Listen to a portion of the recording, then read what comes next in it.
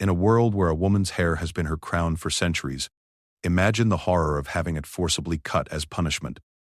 Picture yourself watching helplessly as scissors slice through years of growth, each strand falling like a piece of your dignity hitting the ground. This isn't just about hair. It's about power, control, and the human spirit that refuses to break. What you're about to discover is a story that will make your heart race and your fists clench. It's about a woman who faced the unthinkable, a community that turned against her, and one unexpected hero who changed everything. This tale will challenge everything you think you know about strength, justice, and the power of standing up for what's right. Get ready for a journey that starts in darkness but leads to light, where the cutting of hair becomes the catalyst for cutting through injustice itself. Some stories stay with you forever. This is one of them. Maria Santos had always been proud of her hair. Long, thick, and black as midnight, it cascaded down her back like a waterfall of silk. In her small village nestled between rolling hills and ancient olive groves, hair like hers was considered a blessing from God himself. Her grandmother used to say that a woman's hair held her power, her beauty, and her connection to the divine. Maria believed those words with every fiber of her being. At 26, Maria was not just known for her stunning appearance. She was the village's most skilled seamstress, her fingers dancing across fabric with the precision of a master artist. Women from neighboring towns would travel hours just to have Maria create their wedding dresses or feast day garments. Her small shop, tucked between the bakery and the flower market, was always filled with the gentle hum of her sewing machine and the soft rustle of beautiful fabrics. But Maria's beauty and success had attracted more than admiring customers. It had caught the attention of Don Rafael Mendoza, the village's wealthiest landowner and a man accustomed to getting whatever he desired. Don Rafael owned half the farmland surrounding the village, employed most of the men as laborers, and held considerable influence over local affairs. His word was law, and his desires were commands that few dared to refuse. For months, Don Rafael had been visiting Maria's shop under the pretense of commissioning garments for his household. He would linger, making uncomfortable comments about her beauty, suggesting she deserved better than her humble life. His intentions became crystal clear when he began offering her expensive gifts, silk scarves, golden jewelry. Each gift came with increasingly bold suggestions that she become his mistress, promising her a life of luxury in exchange for her companionship. Maria rejected every advance with polite firmness that gradually hardened into outright refusal. She was a woman of strong principles, raised by devoutly religious grandparents who had taught her that dignity was worth more than gold. Moreover, she was deeply in love with Carlos, a kind schoolteacher who treated her with genuine respect and affection. They planned to marry in the spring, and Maria dreamed of the simple, honest life they would build together. Don Rafael's persistence turned to frustration, and frustration transformed into something much darker. His visits to the shop became threats disguised as conversations. He would mention how easily businesses could fail in the village, how quickly a person's reputation could be destroyed by whispered rumors. He reminded Maria of her dependence on the community for customers, subtly implying that his influence could make or break her livelihood. The breaking point came on a sweltering Tuesday afternoon in August. Maria was alone in her shop working on a christening gown for the mayor's newest grandchild when Don Rafael entered, without his usual facade of civility. His face was flushed with anger and alcohol, his expensive suit wrinkled from a long lunch at the tavern where he had been drinking and boasting to his companions about his upcoming conquest. "Enough games, Maria," he said, his voice thick with entitlement and rage. "You will come with me today, or you will regret the consequences of your foolish pride." Maria stood up from her sewing machine, her heart pounding but her voice steady. "Don Rafael, I have told you many times that I am not interested in your proposals. I am engaged to Carlos, and I would appreciate it if you would respect my decision and leave my shop." Don Rafael's laugh was cold and bitter. "That peasant schoolteacher, you think he can protect you? You think anyone in this village would stand against me for your sake?" He stepped closer and Maria could smell the wine on his breath. "You have one last chance to be reasonable." "My answer will never change," Maria replied, moving behind her cutting table to put distance between them. "Please leave now or I will call for help." The transformation in Don Rafael's face was terrifying. Years of unchecked power and entitlement had created a man who simply could not comprehend rejection. In his twisted worldview, Maria's refusal was not just personal rejection, but a challenge to the natural order where his desires should be fulfilled without question. "You will regret this," he said, his voice dropping to a menacing whisper. "Before this week is over, you will come crawling to me, begging for my protection. And when you do, the price will be much higher than it would have been today." With that threat hanging in the air like a dark cloud, Don Rafael stormed out of the shop. leaving Maria shaken but resolute. She immediately went to Carlos, telling him everything that had happened. The young teacher was furious and wanted to confront Don Rafael immediately, but Maria begged him to be careful. They both knew that a direct confrontation would only make things worse. That evening, the first blow fell. Father Miguel, the village priest and a man who had always been kind to Maria, appeared at her door with a troubled expression. He explained with obvious discomfort that serious concerns had been raised about Maria's moral character.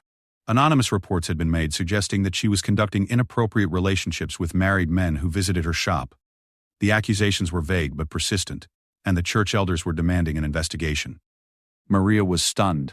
The accusations were completely false, but she understood the deadly strategy behind them. In their deeply religious community, a woman's reputation was her most precious possession. Once doubt was planted, it would spread like wildfire, destroying her business and her standing in the community. Even Carlos might face pressure to break their engagement to protect his own career as a teacher. Over the next few days, the campaign of destruction intensified with methodical precision.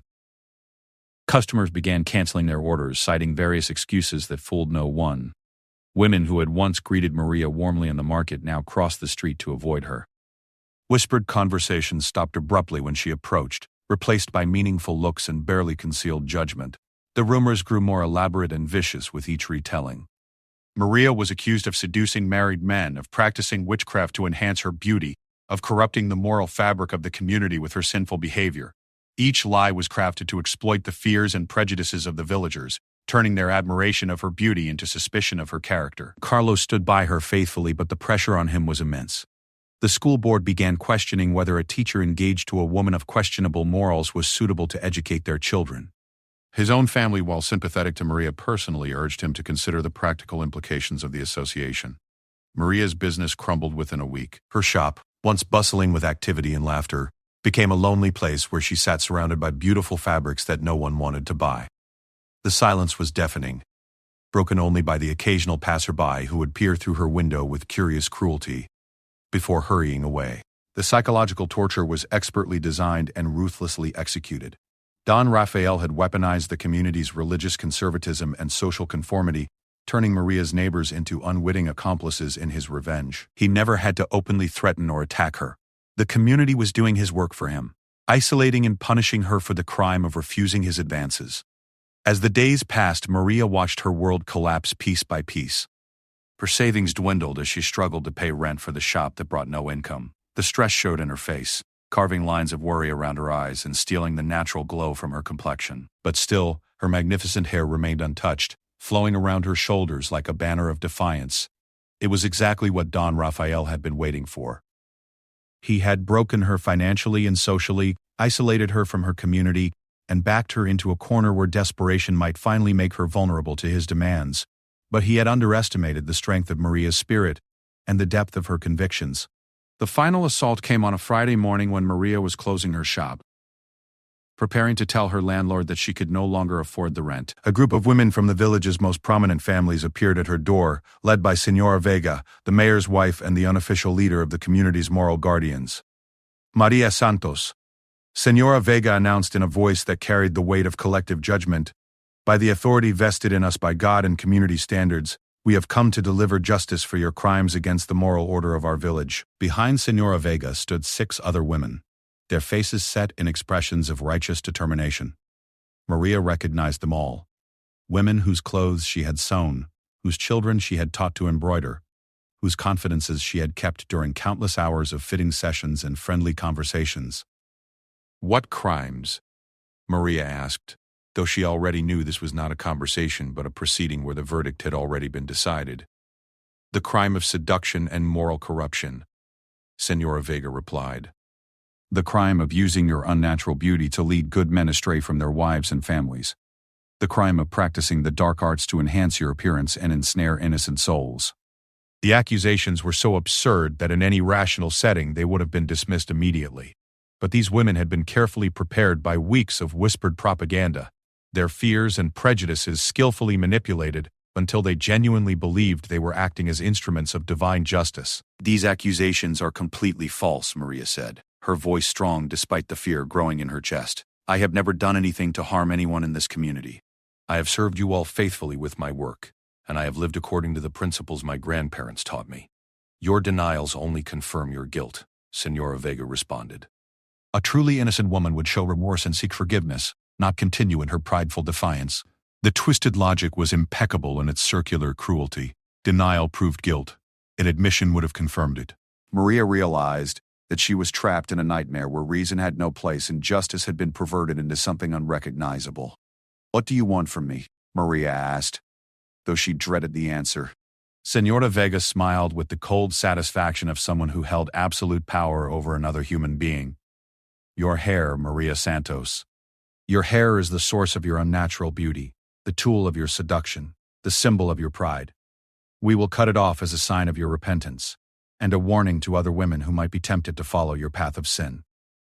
The words hit Maria like physical blows. Her hair, her beautiful, magnificent hair that had been her pride and joy since childhood. The hair her grandmother had lovingly braided that Carlos had whispered was like silk beneath his fingers, that had been the crown of her beauty and the symbol of her femininity. "No!" Maria whispered, instinctively raising her hands to protect her hair. "You cannot do this. This is not justice. This is cruelty." But the women advanced, and Maria saw that Senora Vega carried a large pair of scissors, the kind used for cutting fabric, but sharp enough to slice through even the thickest hair. The other women formed a circle around her, blocking any escape route and creating a human cage of moral righteousness. "Submit willingly," Senora Vega commanded, "and we will make it quick and clean. Resist and we will take it anyway, but the experience will be far more unpleasant." Maria looked into the faces surrounding her and saw no mercy, no doubt, no recognition of her humanity. These women, whom she had known for years, had become strangers animated by a collective madness that transformed compassion into cruelty and justice into revenge. In that moment, Maria made a choice that would define the rest of her story. Instead of submitting or pleading, she stood tall and looked directly into Senora Vega's eyes. "If you do this thing," she said, her voice carrying a strength that surprised even herself, "you will have to live with the knowledge of what you have become.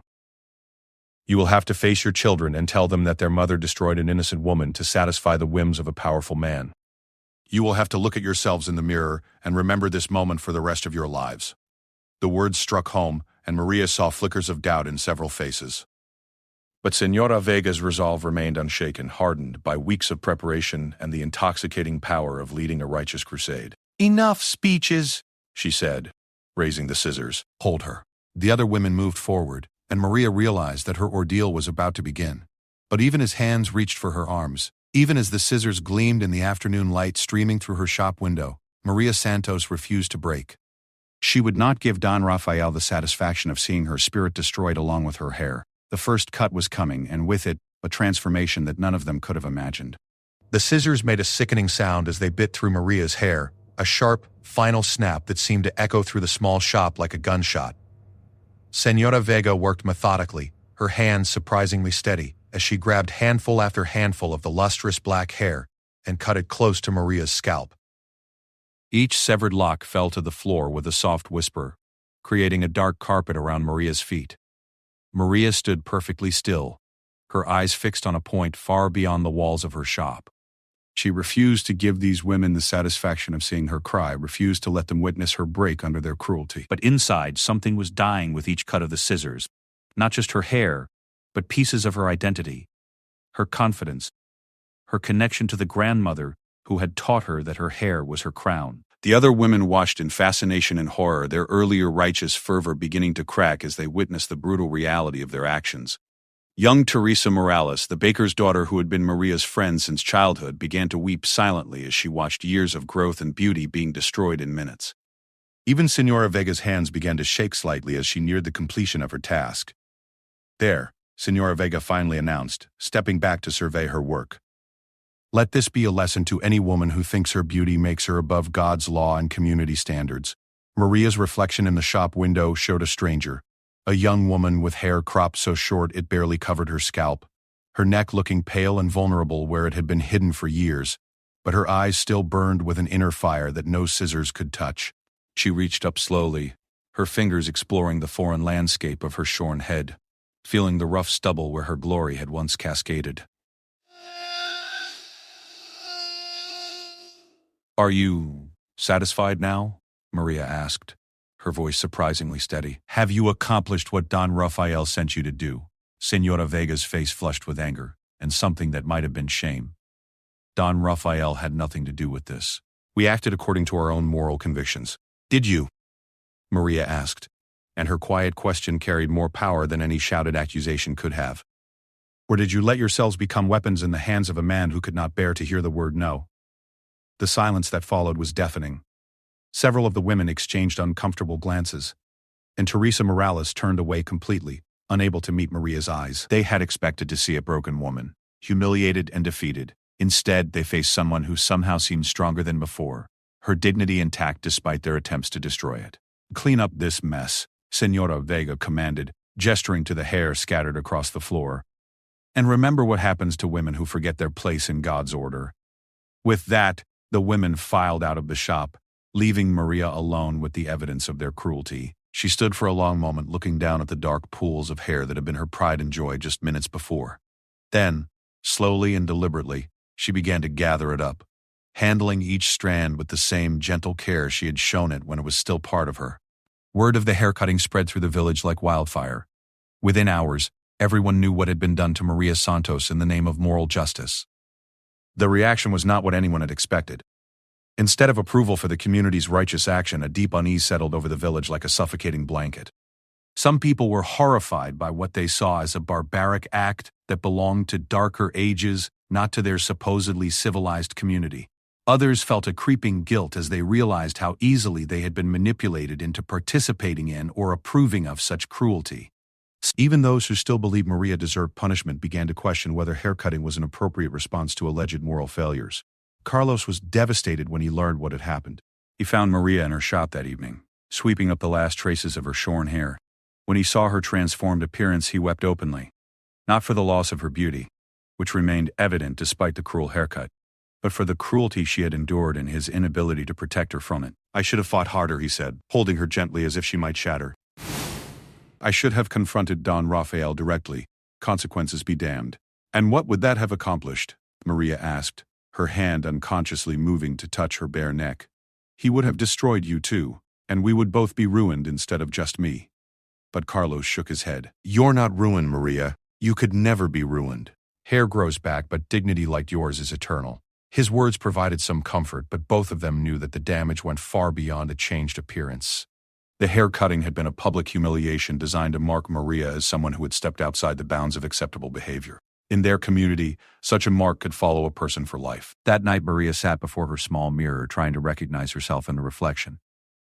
The woman looking back at her was undeniably different, harder somehow, aged by the day's trauma but also refined by it, like metal strengthened by fire. Her grandmother's voice echoed in her memory. Your hair holds your power. But as Maria studied her reflection, she began to wonder if perhaps the power had been inside her all along. The immediate aftermath of the haircutting was chaos. The village split into factions, those who supported the women's actions as necessary moral enforcement, those who were horrified by what they saw as medieval brutality, and those who simply wanted to avoid taking any position that might bring trouble upon themselves. Don Rafael watched these developments with growing alarm. The haircutting had been intended as the final blow that would drive Maria to desperation and into his arms. Instead, it had created a situation where she was becoming a symbol of something larger than herself. The sympathy she was generating, the questions being raised about justice and power in their community, none of this served his purposes. Moreover, the haircutting had attracted attention from beyond the village. News of the incident had reached the regional capital, where it was being discussed in legal circles as a potential case of assault and community-sanctioned violence. Government officials who had been content to ignore the internal affairs of remote villages were now asking uncomfortable questions about the rule of law and the rights of citizens. 3 days after the haircutting, an unexpected visitor arrived in the village.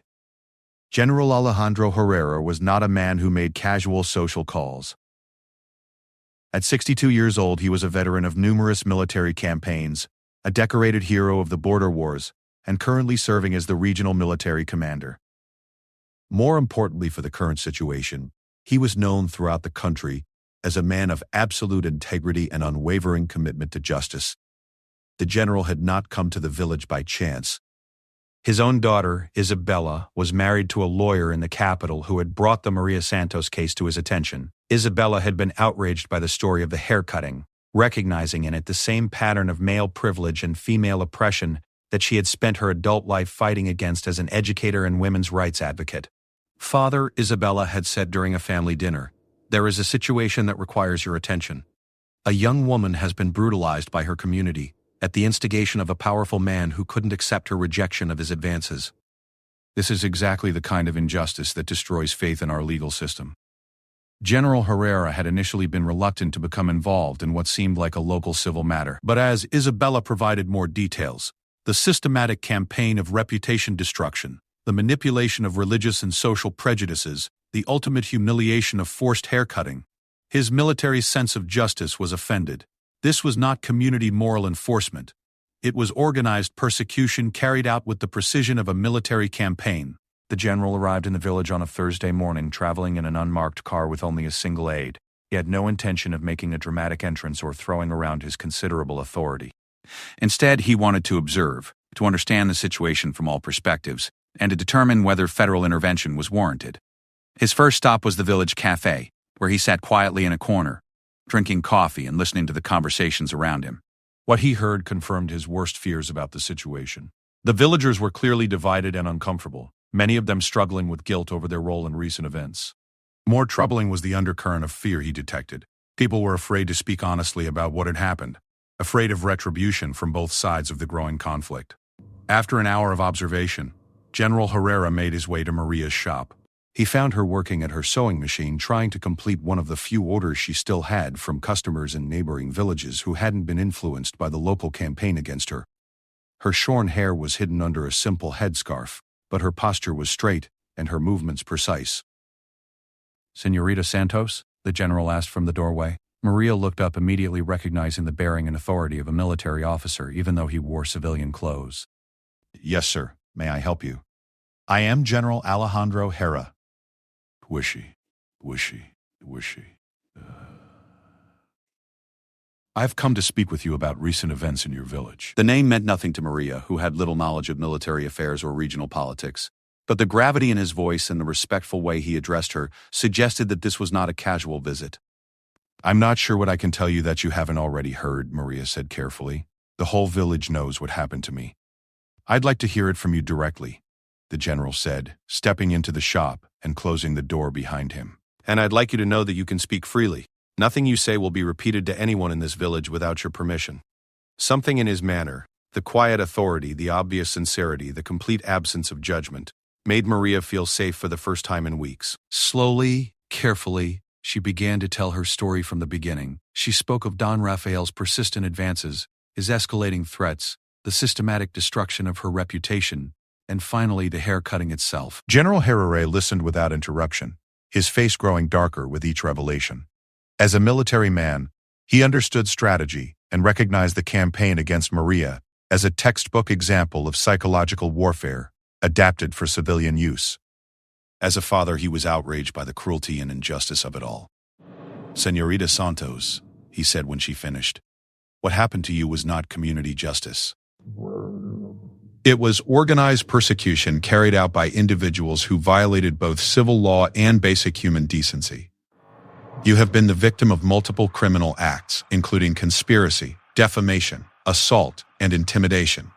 Maria stared at him in amazement. Throughout her ordeal, she had been made to feel that she was somehow at fault, that her refusal to submit to Don Rafael's demands had brought all of this upon herself. To hear her experience described in terms of crimes committed against her rather than punishments she deserved was transformative.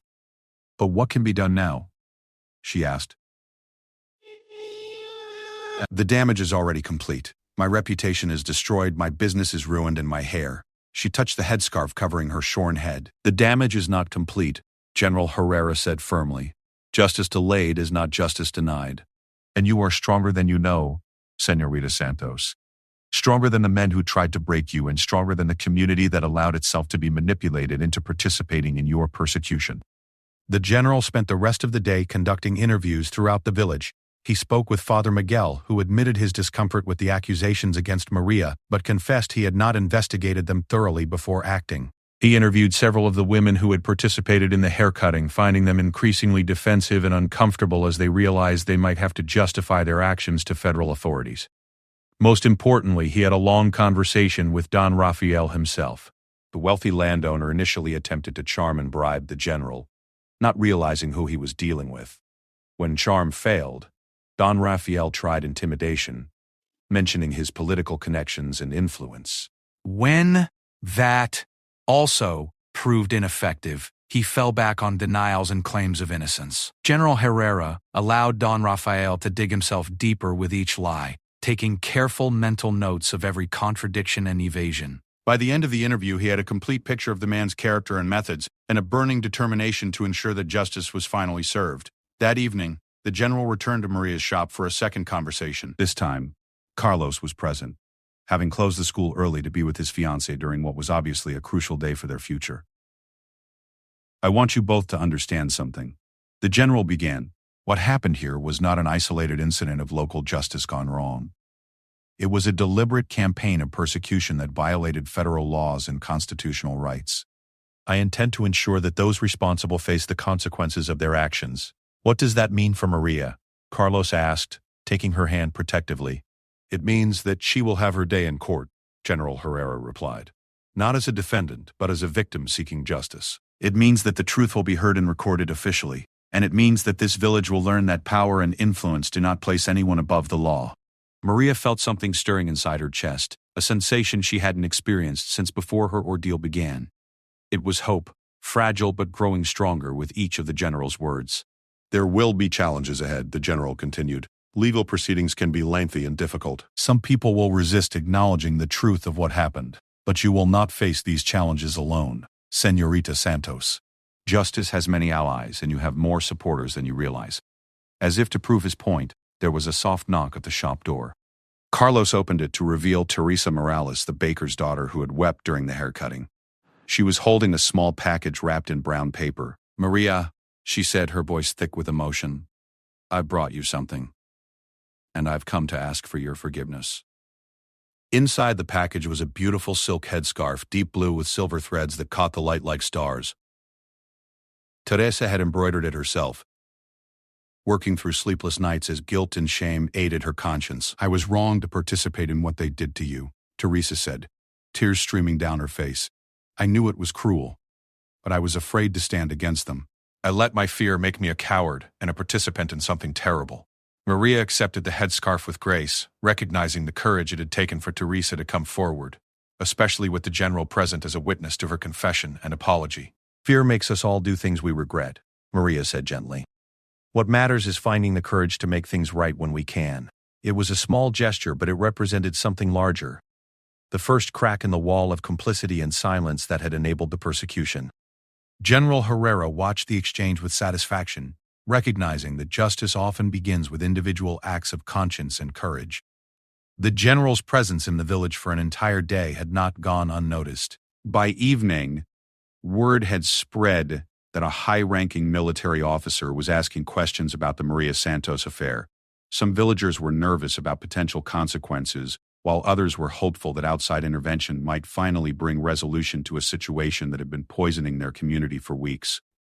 Don Raphael, meanwhile, was frantically trying to use his political connections to discover who this general was and what authority he had to investigate local matters. The answers he received were deeply disturbing. General Alejandro Herrera was not just any military officer, he was a national hero with impeccable credentials and direct access to the highest levels of government. More importantly, he had a reputation for absolute integrity and a track record of pursuing justice regardless of political pressure or personal cost. As night fell over the village, battle lines were being drawn for a conflict that would determine not just Maria's future, but the soul of the entire community. On one side stood those who had participated in or supported her persecution, now realizing they might face serious consequences for their actions. On the other side was a growing coalition of those who recognized that what had been done was wrong and were willing to stand up for justice, even if it meant confronting powerful interests. At the center of it all was Maria Santos, her hair growing back slowly but her spirit burning brighter than ever. The woman they had tried to break by cutting her hair was about to discover reserves of strength she never knew she possessed. And General Herrera, the unexpected champion who had arrived when hope seemed lost, was preparing to wage a war for justice that would transform not just one village, but serve as an example for communities throughout the region. The cutting of Maria's hair had been intended as an ending, the final humiliation that would destroy her resistance and force her submission. Instead, it was about to become a beginning, the catalyst for a confrontation between justice and oppression that would determine the character of everyone involved. The transformation of Maria Santos began at dawn on Friday morning, exactly 1 week after her hair had been brutally cut. She stood before her small mirror adjusting the beautiful blue headscarf that Teresa had brought her, and saw something in her reflection that hadn't been there before. It wasn't just the new style, or the way the silk complemented her dark eyes. It was the look of someone who had found her true strength. General Herrera had spent the night making phone calls to colleagues in the capital, setting in motion a series of events that would bring federal oversight to the village. But more importantly, he had been thinking about Maria herself and the choice she would have to make in the coming days. She could accept the role of victim seeking only personal justice and compensation for her suffering, or she could become something more powerful, a symbol of resistance against the kind of oppression that countless women faced in communities across the country. The general arrived at Maria's shop at exactly 8 o'clock, accompanied by a woman he introduced as Dr. Carmen Vasquez, a federal prosecutor who specialized in civil rights violations. Dr. Kirk's computer's O's. Vasquez was a formidable figure, tall, elegant, with silver-streaked hair and eyes that missed nothing. She had driven through the night from the capital after General Herrera's call, bringing with her the full authority of the federal justice system. Señorita Santos, Dr. Vasquez said after examining the evidence and interviewing Maria extensively, you have grounds for multiple criminal charges against Don Rafael Mendoza and the women who assaulted you. Sexual harassment, conspiracy, defamation, assault, and violation of civil rights. We can also pursue civil remedies that would provide significant financial compensation for your losses. Maria listened carefully, but her mind was working beyond the immediate legal possibilities. What about the others? She asked. The people who were manipulated into participating, like Teresa? The villagers who were afraid to speak out? Dr. Vasquez exchanged a meaningful glance with General Herrera. They had both recognized that Maria possessed something rare, the wisdom to distinguish between the architects of oppression and their unwilling accomplices. That would be your decision, the prosecutor replied. We could pursue charges against everyone who participated, or we could focus on the primary perpetrators while offering amnesty to those who were essentially coerced into compliance. I want justice, Maria said carefully, but I also want healing. This community has been poisoned by lies and fear. Prosecuting everyone who got caught up in that poison won't cure the disease. It was a remarkable statement from someone who had suffered so much, and it confirmed General Herrera's growing conviction that Maria Santos was destined for something greater than personal vindication. The legal machinery began moving with impressive speed. By noon, federal agents had arrived in the village to formally investigate the civil rights violations. Don Rafael, who had spent the morning trying to flee to the capital, was arrested at the train station and charged with multiple federal crimes. The sight of the powerful landowner being led away in handcuffs sent shockwaves through the community. But the real transformation began with what happened next. Instead of cowering in fear or celebrating Don Rafael's downfall, the villagers found themselves faced with a choice about what kind of community they wanted to be. The external pressure of federal investigation had removed the immediate threat of retaliation, creating space for conscience and courage to operate. Father Miguel was among the first to step forward. That Sunday, he delivered a sermon unlike any the village had heard before. Standing before his congregation with obvious emotion, he confessed his own failures and called for a collective examination of conscience.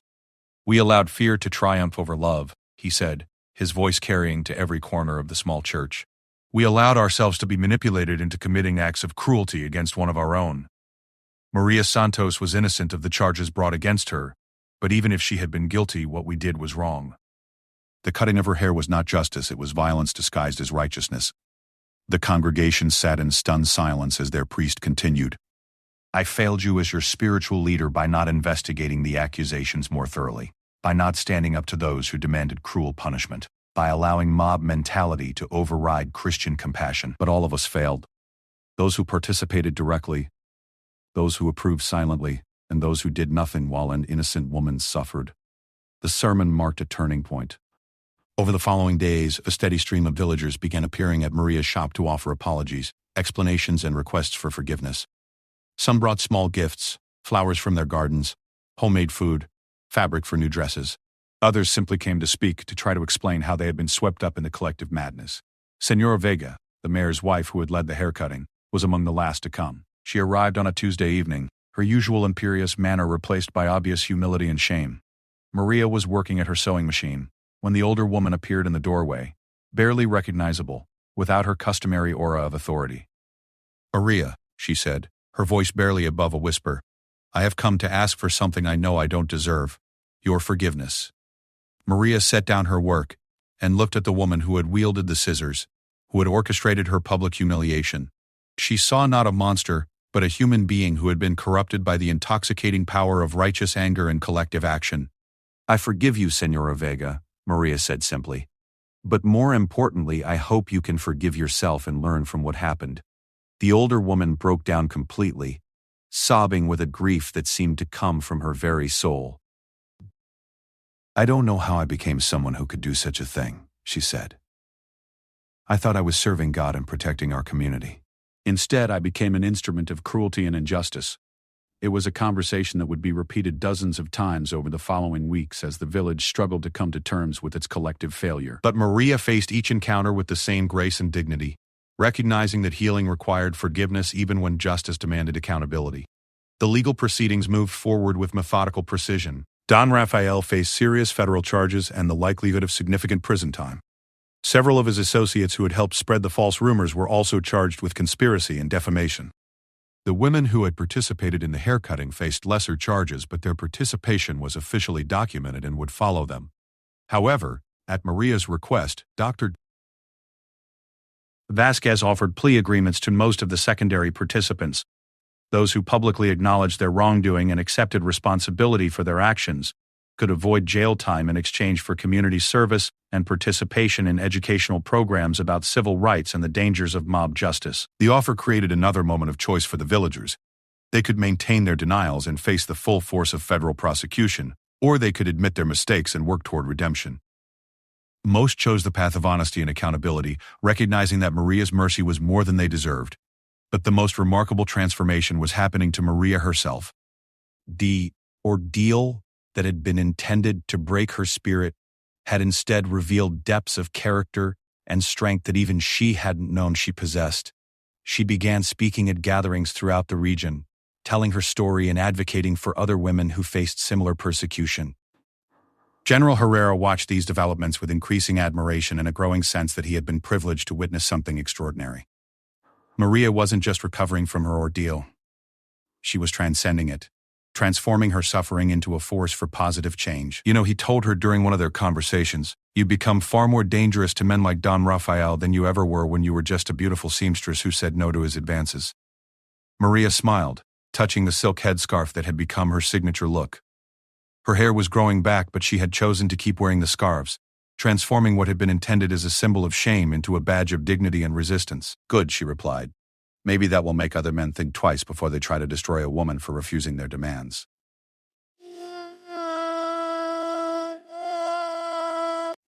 The ripple effects of Maria's case extended far beyond the village. News of the haircutting and the subsequent federal intervention reached national newspapers and women's rights organizations. Maria found herself invited to speak at conferences and universities, sharing her experience and advocating for stronger protections against gender-based violence and community-sanctioned persecution. Carlos stood by her through all these changes, marveling at the woman his quiet seamstress had become. Their wedding, originally planned as a simple village ceremony, became a celebration attended by hundreds of people from across the region. Maria wore a dress of her own creation, her hair now grown back to shoulder length and crowned with a veil that incorporated threads from the original blue headscarf that Teresa had made for her. General Herrera was among the wedding guests, having become something of a father figure to Maria during the months of legal proceedings. In his speech at the reception, he reflected on the lessons of the entire experience. "When I first came to this village," he said, "I thought I was investigating a simple case of civil rights violations. What I found instead was a story about the power of the human spirit to triumph over oppression, about the importance of standing up for justice even when it's difficult, and about the possibility of redemption even for those who have committed terrible wrongs." He raised his glass to Maria, who sat radiant at the head table, her husband beside her and her future stretching ahead like an open road. Maria Santos taught us that true strength isn't found in the ability to dominate others or in the power to destroy those who oppose us. True strength is found in the courage to say no to injustice, to maintain dignity in the face of cruelty, and to choose forgiveness when revenge would be easier. The village itself had been transformed by the experience. The arbitrary power that Don Rafael had wielded was broken, replaced by institutions that prioritized justice and accountability. Father Miguel had instituted new procedures for investigating accusations against community members, ensuring that mob justice could never again masquerade as moral enforcement. More importantly, the villagers had learned hard lessons about the dangers of collective action without individual conscience, about the ease with which good people could be manipulated into committing evil acts, and about the responsibility each person bore for the health and justice of their community. 2 years later, Maria opened a new shop in the regional capital, her reputation as both a skilled seamstress and a courageous advocate drawing customers from throughout the province. She employed several women from her original village, including Teresa, who had become one of her closest friends and most trusted assistants. But Maria never forgot the lessons of her ordeal or the debt she owed to those who had stood by her. She established a foundation that provided legal assistance to women facing persecution and harassment, ensuring that others wouldn't have to fight their battles alone as she initially had. General Herrera, now retired from active military service, served on the foundation's board of directors. He often reflected on the irony that one of the most important battles of his career had been fought not on a battlefield against enemy armies, but in a small village against the forces of prejudice, fear, and abuse of power. People sometimes ask me about my greatest military achievement, he would tell audiences at the Foundation's fundraising events. They expect me to talk about battles won or territories defended. But the truth is, my greatest victory was helping one brave woman reclaim her dignity and transform an injustice into a force for positive change. Don Rafael, meanwhile, served 3 years in federal prison for his crimes. Upon his release, he found his former empire in ruins, his political connections severed, and his reputation destroyed. He left the region entirely, a broken man who had learned too late that power without accountability is ultimately self-destructive. The women who had participated in the haircutting followed various paths toward redemption. Some, like Senora Vega, became advocates for women's rights, using their experience to warn others about the dangers of mob mentality and the importance of individual moral courage.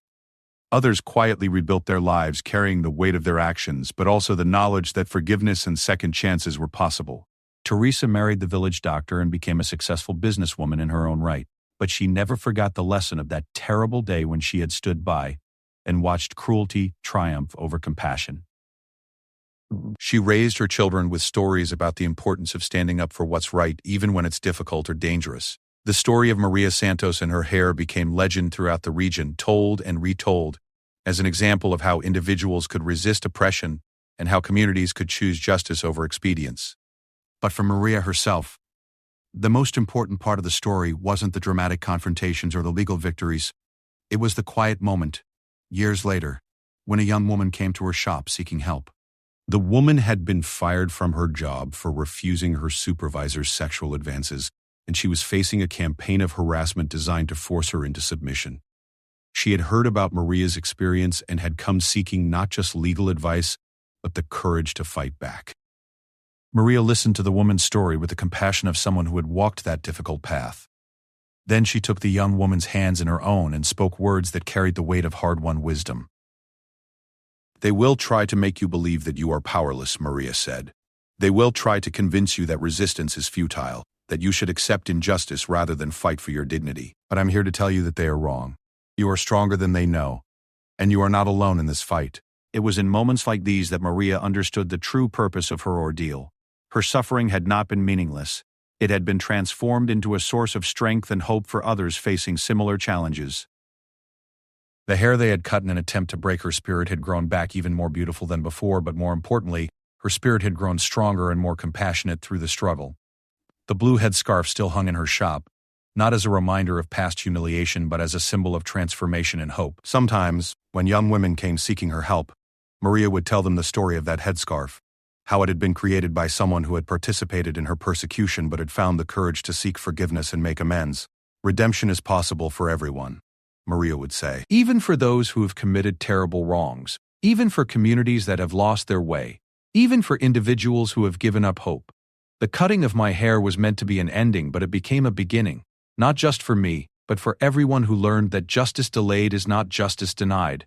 and that the human spirit, when supported by courage and compassion, is ultimately unbreakable. In the end, that was the true lesson of Maria Santos in the day they tried to break her by cutting her hair. They had intended to diminish her, to reduce her to nothing more than a cautionary tale about the consequences of defying male power. Instead, they had created something infinitely more powerful.